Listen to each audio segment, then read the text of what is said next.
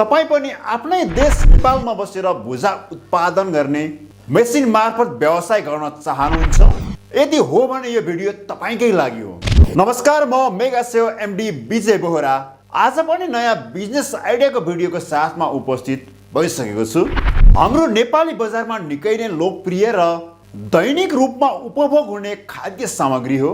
चिउरा जस्तै खाजाको रूपमा लिने भुजा विशेष गरी गाउँघरदेखि सहरसम्म सबैको रोजाइमा बढ्छ। झन् बजारमा त अहिले विभिन्न मसालेदार भुजा उत्पादन हुने क्रम बढ्दो छ। त्यसैले अब नेपालमै जस्ताको तस्तै स्वादको भुजा उत्पादन गर्ने व्यवसायमा ठुलो सम्भावना रहेको छ।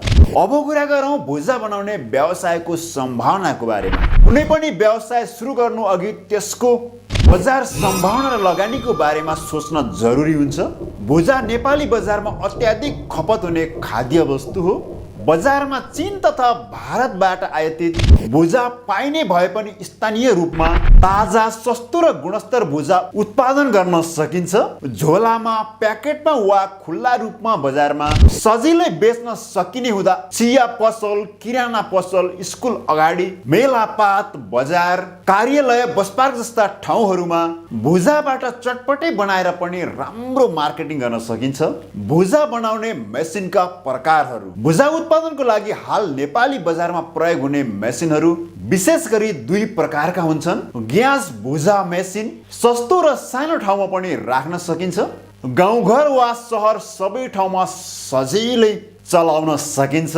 इलेक्ट्रिक भुजा बनाउने मेसिन विद्युत प्रयोगमा आधारित छिटो चल्ने र उत्पादन क्षमता धेरै हुने गर्दछ।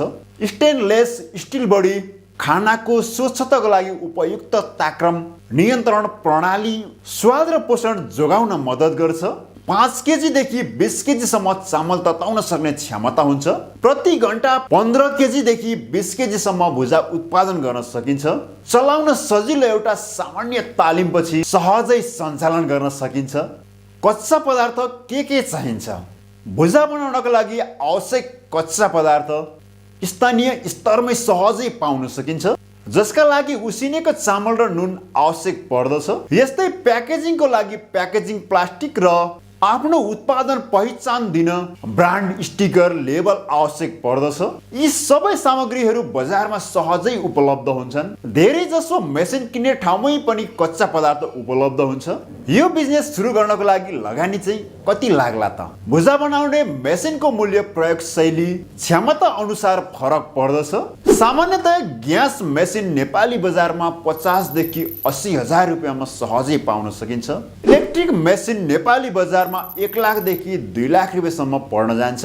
अन्य सामग्री कच्चा पदार्थ 30 हजार देखि 50 हजार रुपियाँसम्मको खरिद गर्न सक्नुहुन्छ। तसर्थ कुल सुरुवाती लगानी 80 हजार देखि 1 लाख 50 हजार सम्ममा घरमै बसेर भुजा उद्योग सुरु गर्न सक्नुहुन्छ।